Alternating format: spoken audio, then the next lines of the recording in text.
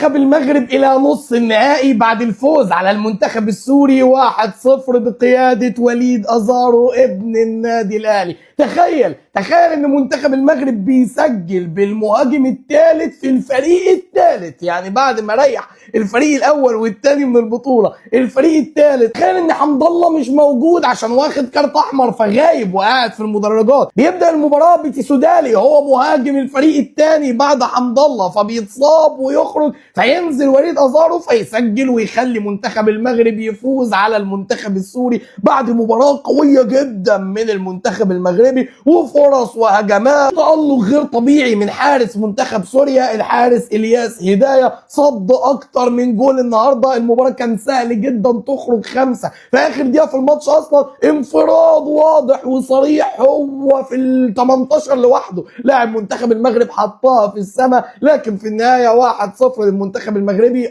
المنتخب السوري فرق معاه جدا غياب عمر خربيد ونزوله بديل في اخر المباراه بسبب الاصابه، لكن تخيل ان منتخب سوريا كامل بيعتمد على عمر خربين المهاجم الاساسي، لما يغيب يقع المنتخب السوري تماما. بقول لك بقى منتخب المغرب بالمنتخب الثالث والمهاجم الثالث بيسجل النهارده واقوى في كل حاجه في ارض الملعب ويفوز 1-0 ويطير لنص النهائي. وده اللي انا توقعته قبل المباراه وقلت لك المنتخب المغربي هيفوز وبسهوله وهيروح لنص النهائي، وفعلا ده اللي حصل. مبروك للشعب المغربي. ارض لك لمنتخب سوريا اللي عمل بطوله محترمه جدا جدا جدا، لكن لم يكن بالامكان اكثر مما كان. طبيعي انك لما تخبط بمنتخب المغرب منتخب قوي جدا حتى لو بيلعب بالصف الثالث هو اللي هيفوز وهو اللي هيعبر وهو اللي هيروح لنص النهائي، وده اللي توقعته وده كان اول توقع. خلينا نشوف المباراه الثانيه، مباراه المنتخب السعودي امام المنتخب الفلسطيني. توقعي فيها كان مختلف شويه، توقعي ان منتخب فلسطين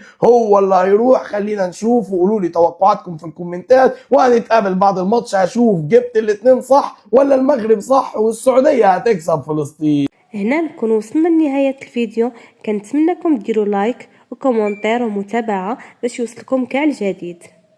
اقسم بالله بدون مبالغه الناس في المغرب لو اختاروا 11 لعيب من الشارع ودوهم يلعبوا البرازيل الصبح في كاس العالم اقسم بالله هيلعبوهم راس براس. المغرب النهارده صف تاني وصف تالت لعيبه اقسم بالله ما نعرف فيهم غير 2 3 بيلعبوا منتخب سوريا 90 دقيقه جون مشترك. لولا الراجل العملاق الجون بتاع منتخب سوريا لكنا اتفرجنا على نتيجه ماتش يد، نتيجه ماتش باسكت، ماتش يخلص 30 او 40. وقبلهم لعبوا السعوديه الناس قعدت تقول لك اصل احنا مريحين اللعيبه ومش مريحين. يا جماعه المغرب بتوقع بوشوش. منتخب المغرب في الكوره بيوقع وشوش. الناس دي لو كونوا منتخب عواطليه، منتخب عمال، منتخب عواجيز، منتخب رضع هينافسوا على اي بطوله هم داخلين فيها. الكواليتي بتاع اللعيب المغربي غريب. تقعد تتفرج على اللعيب المغربي والكوره في رجليه، ايه يا جدعان ده يا جدعان؟ ايه يا جدعان ده يا جدعان؟ لعيبه المغرب دي عامله كده ليه يا جدعان؟ ما شاء الله ناس بتلعب كوره للكوره، استمتاع. البلد الوحيده في قاره افريقيا او في والوطن العربي اللي فيها لعيب الكوره بيبقى لعيب بمواصفات اوروبيه هي المغرب.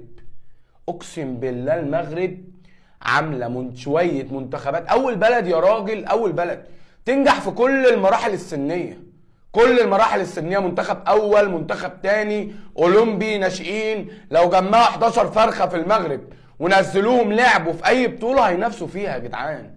هي الناس دي ناويين على النجاح وبس، مش شاغلين بقى بالهم مين هيروح فين مين هيجي فين.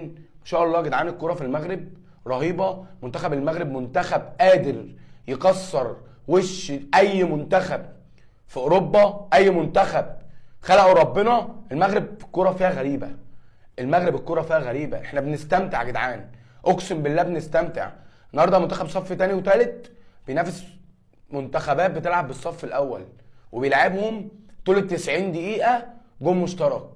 منتخب سوريا ما طلعش من ال 18 بتاعه غير الدقيقه 92 يا جدعان، غير لما المغرب اتطرد مننا لعيب. الواحد فرحان اقسم بالله، الواحد فخور ان في منتخب افريقي بالجوده دي، ان في منتخب عربي بالكواليتي ده قادر انه يهدد اي منتخب في اوروبا وقادر انه يكسب اي حد. والناس دي ما بتشوفش حد قدامها فعلا اقسم بالله. ازارو بيقود المغرب بالفوز على سوريا 1-0 بهدف سجله بعد نزول على طول كبديل. لسه ازارو موجود معانا في الكوره يا جماعه، ولسه قادر يقول حاجات بالخطف بتاعه ده والاستغلال بتاعه. اصل لعبته هي الحاجات اللي هو بيخش في العمق مره واحده كده من حيث لا تدري وانت مش شايفه ويسجل على طول. المره دي عماله بقى في وسط ما المغرب مش عارف يسجل قدام حارس سوريا اللي قدم مباراه عالميه علشان يقود المغرب بالصعود من ربع النهائي قدام سوريا اللي كان مقدم مباراه محترمه جدا دفاعيا، واللي كان مقدم كمان بقى بطوله جدا اسطوريه، واللي لو كان معاهم في المباراه عمر خريبين اكيد كانوا قادرين ان هم يعملوا مفاجاه جديده في البطوله. فعرض لك لابو مازن وابو عمار السوري وللشعب السوري كله بالخروج من البطوله، والف مبروك للمغرب بالصعود. ويس ألف مبروك لإخواننا المغاربة، ألف مبروك للشعب المغربي. فوز مستحق، فوز بلا شك منطقي وطبيعي.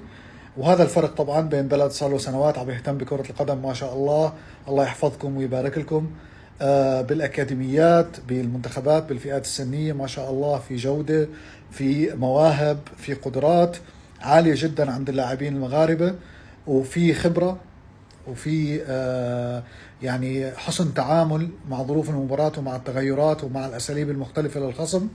فهي نتيجة طبيعية. اليوم أنا حاب قبل أي شيء أشكر الياس هدايا، لأنه حرفيا بشوط المباراة الثانية بالتحديد كانت المباراة عبارة عن مواجهة بين مهاجمين المغرب وبين حارس سوريا اللي هو الياس هدايا الشهير بكورتوا سوريا.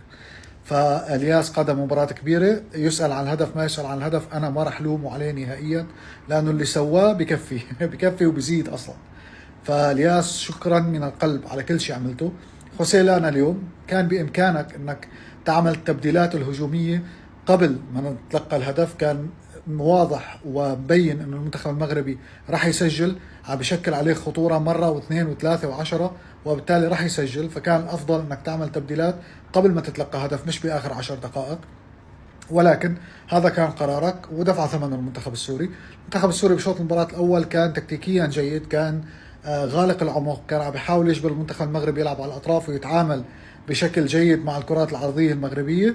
شوط المباراة الثاني كانت الأمور أصعب، منتخب المغرب صار يعني صعب انك تتعامل معه، صار يهاجمك من كل الجهات، يضغطك من كل الجهات، وانت مشكلتك الوحيدة كانت انك لما تفتك الكرة مش عارف تتعامل، مش عارف شو تسوي فيها، فتخسرها بسهولة بسبب اولا نقص الجودة عند العناصر الهجومية الموجودة عند المنتخب السوري، هذا لازم نعترف فيه، في نقص جودة كبير هجوميا، سوء قرارات. لما يكون عندك فرصة، يعني انت اليوم بمباراة كاملة سددت تسديدة واحدة على المرمى، كانت تسديدة محمود الاسود السيئة اللي كان لازم يعطيها باص لمحمود المواس، مقابل 21 تسديدة للمغرب مش عارف كم واحدة منهم على المرمى، يعني لا تعد ولا تحصى. ففي نقص جودة، هذا أمر واضح. وجود خريبين اليوم كان راح يعطينا دفعة أكثر، نقدر نحافظ على الكرة شوي، إنه نقدر نشكل خطورة، ربما يمكن نسجل يمكن لا. ولكن في نقص جودة عند المنتخب السوري، في سوء قرارات لما تستحوذ على الكرة أو لما تصير معك الكرة، في استعجال، وهذا اللي حذرت منه بالفيديو الماضي، في توتر زايد، في مش عارف يعني في حماس زايد، مش عارف شو بدي اسميه بصراحة. ولكن عموما فوز مستحق للمغرب. راح نحكي عن ضرب جزاء ولا مش ضرب جزاء بشوط المباراة الأول، ما راح تفرق، لأنه حتى لو ضرب جزاء وسجلنا والمغرب سجل فينا الأول راح يسجل فينا الثاني والثالث، لأنه عم بيلعب ضد الياس هدايا، والياس بالنهاية راح ينهار، يعني ما راح يضل يقاوم 120 دقيقة لحاله بالفريق يعني. فألف مبروك للمغاربة التأهل، وهاردك للمنتخب السوري. بطولة كانت ممتازة، بطولة نقف فيها عند نقاط ضعفنا ونقاط قوتنا، بنطلع على المستقبل ونطور نفسنا إن شاء الله.